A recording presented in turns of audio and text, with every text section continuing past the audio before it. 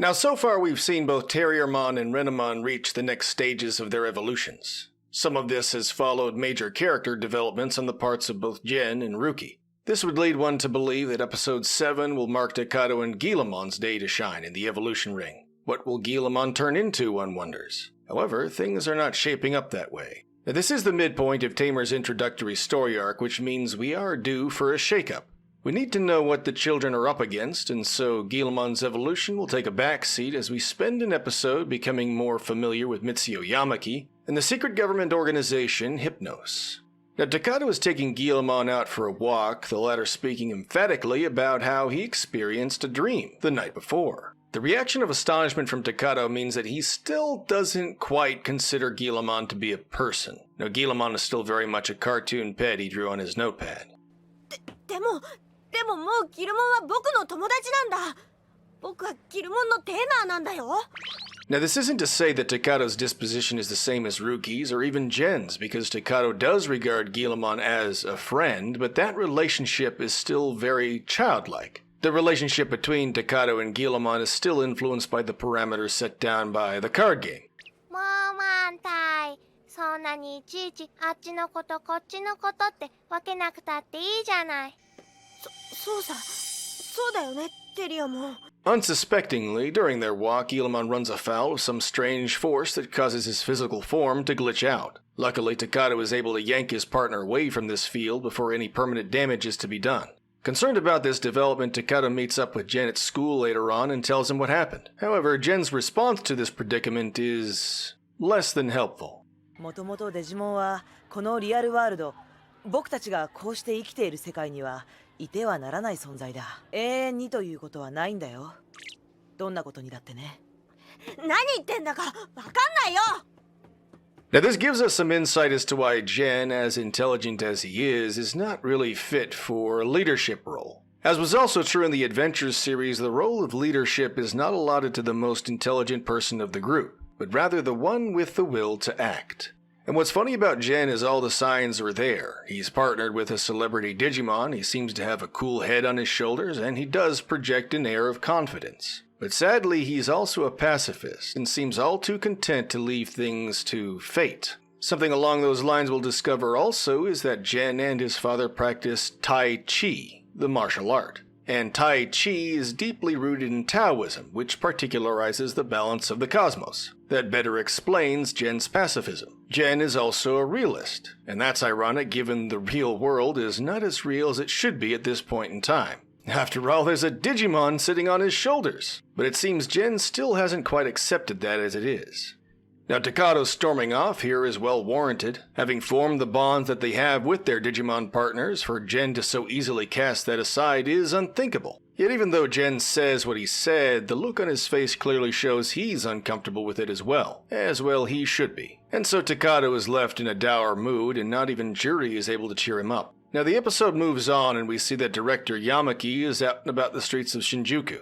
Now compare his walking around in plain sight with Takato's walking around the city while being shadowed by Guillamon. Yamaki blends in with the citizenry, but his shadow is the TMG building, the ever-observant eyes and ears of big tech, and the ever-rising tyranny shaped by reformed silicon. Not too far into his walk, Yamaki is summoned back to Hypnos since the bureaucrats in Tokyo want to audit his organization.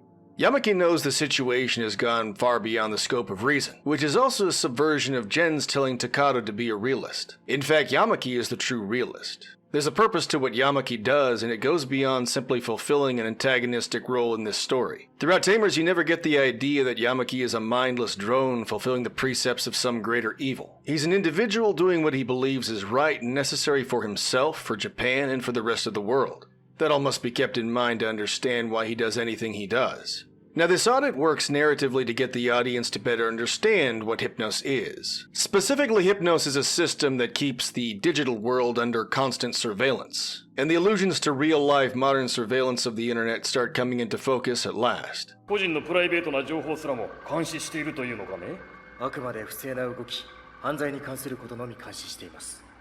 Aha! Well, it all works within the confines of the law. And surely nobody would ever think to abuse such power, right? Remember that Tamers aired in April of 2001. That was 6 months prior to when the United States would adopt the Patriot Act. And what's funny here is that this auditor mentions the possibility of public outrage at having discovered a surveillance system. Little would he realize just how readily the public would accept such a system, if only they happened to be threatened by some kind of otherworldly boogeyman, at home and abroad. Anyway, to some extent we know Yamaki has also lied to the auditor, given the auditor hasn't already figured out that Digimon have indeed begun to materialize in the real world. For even as they speak, Takato is freely out and about seeing the sights with Guillemon. The surrounding public, meanwhile, haven't a clue as to what's going on right in front of their faces. That isn't to say that people aren't turning their heads in wonder as this small child and his pet dinosaur pass them by. They do take notice, but this is the effect of modern social engineering. The masses have largely been taught not to react to such things, and not to make sense of them, but instead to turn their heads away in disbelief and go about their business. This is a populace ripe for an invasion. The kind of world that Konaka has constructed here is one where the populace essentially knows something is amiss, but nobody has the gumption to say or do anything about it. That was essentially the story of the Emperor's New Clothes.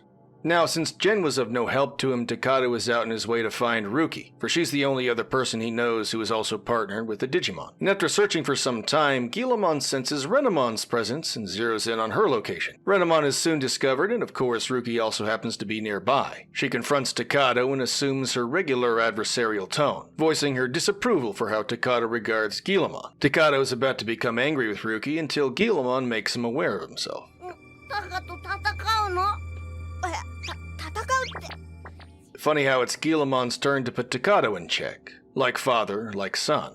Takato's awkwardness also amuses Ruki, and she smirks. What's clear here is that she's beginning to like Takato, although her tsundere attitude compels her to reject him and call him a creep, especially when he tells her that he had a dream about her. Nevertheless, they take their talk to Ruki's home, where Hata-san, Ruki's grandmother, has assumed that Takato is one of Ruki's friends, and she offers him some tea. Adding a touch of comic relief, Renemon snatches Guillemon and hides behind a wall. However, one gets the idea this is more of a power flex on Renemon's part than an attempt to hide from Ruki's grandmother. Stubbornly, Ruki rejects the offer and is adamant that Takato leave immediately. Nevertheless, Takato urges Ruki to at least answer one question.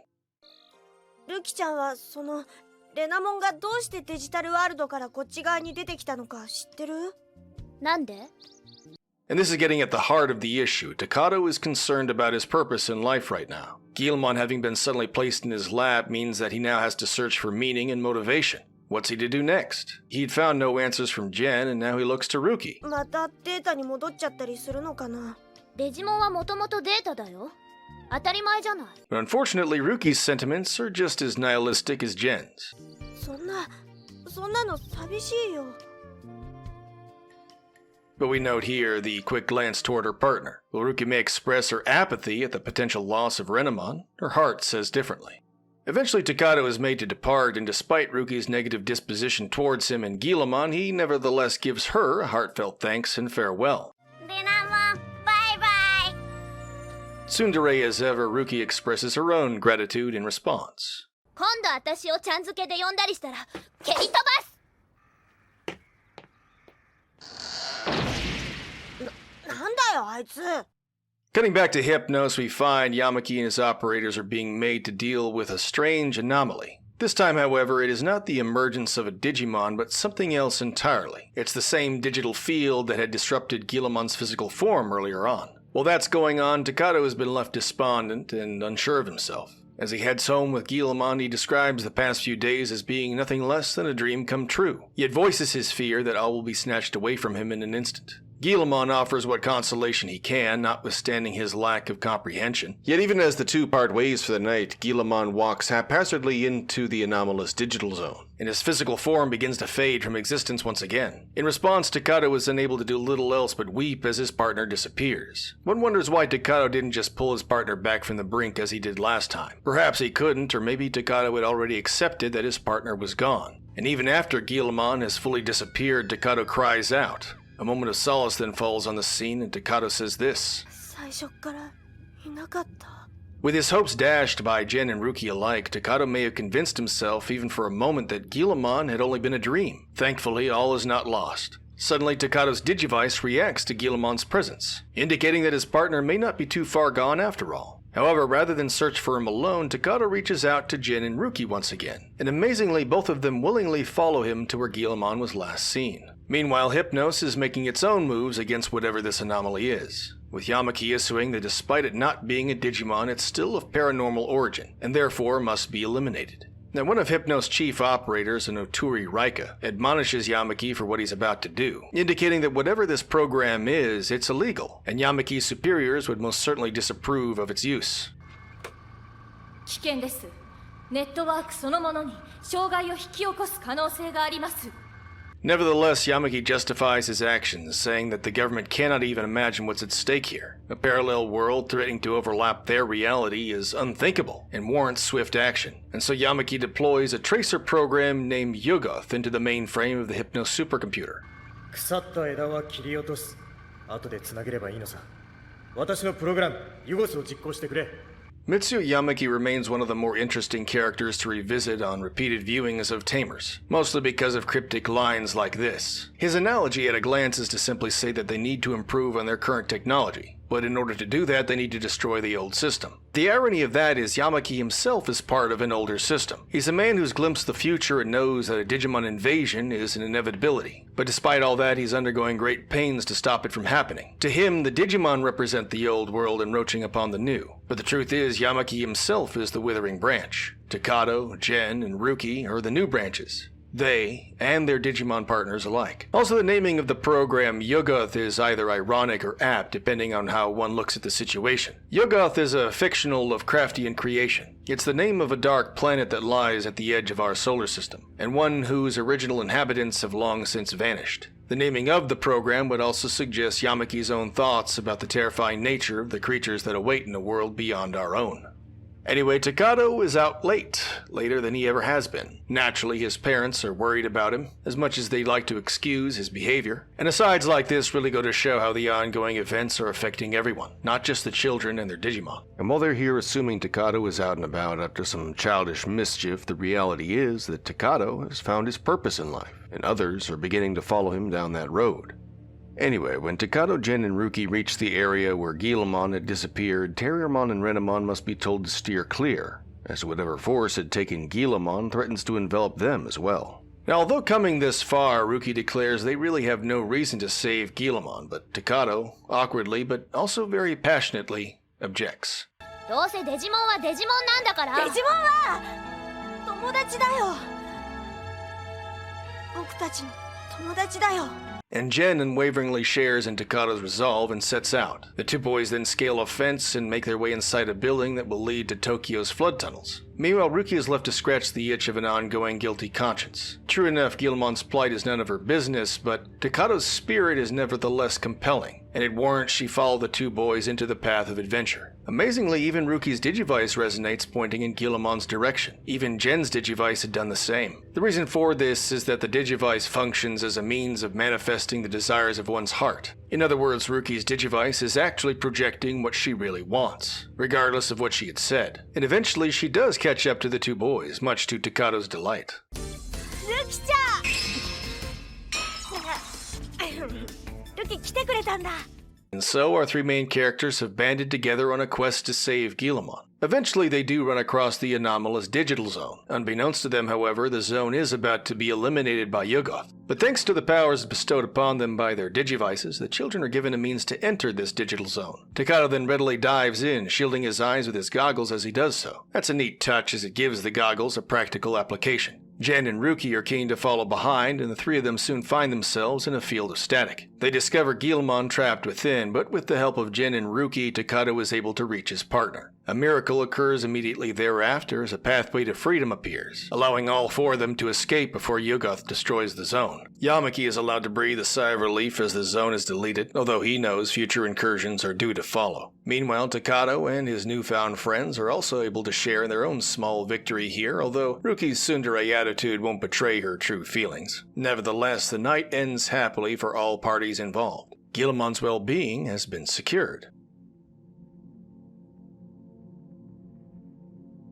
To win a video game, the objective is to defeat the final boss. Now, whether that be defeating Bowser in a Super Mario game or competing for the highest score in Pac-Man, the objective is clear and present. In Digimon Adventure, the objective was also simple to achieve. Every arc in Digimon Adventure was hinged on defeating a final boss, be it Devimon, Edamon, Vamdemon, or the 4 Dark Masters. But who then is the final boss in Digimon Tamers? There's a point to which Tamers' introductory story arc leaves one uneasy, because we really don't know what the stakes are, not yet anyway. At times we're thrown for a loop. We question whether or not the conflict between Takato and Ruki, for example, will manifest into something not unlike the struggle between Ash and Gary of the Pokemon franchise. However, that's not the case. What's clear here is that Ruki, too, is to become a protag in this story. And so what are the characters up against? Surely they aren't to fight hordes of violent Digimon invaders from another world in a weekly fashion. No, indeed, Konaka deals us a number far more intricate than your standard Saturday morning cartoon would. Tamers and tags are not so simply a final boss. Not only are Takato, Gen, and Ruki to be beset by fierce monsters that lie beyond the veil of the real and digital world, but the other monsters they fight are men and women in suits, running the machines and institutions that govern lives and livelihoods.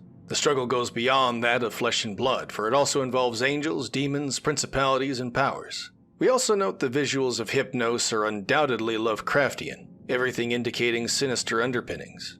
We're constantly made aware of the presence of the TMG building as ongoing surveillance is conducted by those within. The building stands tall and ominously, a symbol of the triumph of technology, a sign that nature has been subdued. Or so we believe. Yet what should be readily understood here is that the TMG building doesn't stand alone. Referring back to Richard Stivers, we know that technology has become this new milieu, an environ where human beings must live and define themselves. The most concrete example of this is the city, for the city is a place where technology has excluded all forms of natural reality. We know that Digimon Tamers is not a story that takes place in some rural area of the world. Instead, our story largely takes place in Tokyo, where the modern world has most thoroughly been left subjugated by technology. But as sinister as Hypnos is made out to be, one should remember that not all is as monstrous and robotic as it seems. Yamaki is very much just a man, a human being, and that is most evident in seeing him clicking the cigarette lighter in highly stressful situations. Apparently, old habits die hard. We know that Yamaki and the others running Hypnos are very much human beings. And so when is writing for Digimon Tamers, one does get a keen sense of even-handedness from Konaka's illustrations of his characters, even the ones who are the bad guys. For all the good or evil that he does throughout the show, one is never left with the idea that Yamaki's motivations were wrong-headed, nor even driven by a desire to cause pain and suffering. Instead, we realize Yamaki is driven by fear, and the question here is his fear rational? Should he really be so terrified of the future? My main sentiment, as I've issued it over and over, is that Tamers is a kids' show made for adults. As such, Hypnos is not an organization that a child would look at and readily understand. The ongoing struggle between good and evil does indeed occur throughout Tamers, and is one encountered by both protags and antags alike.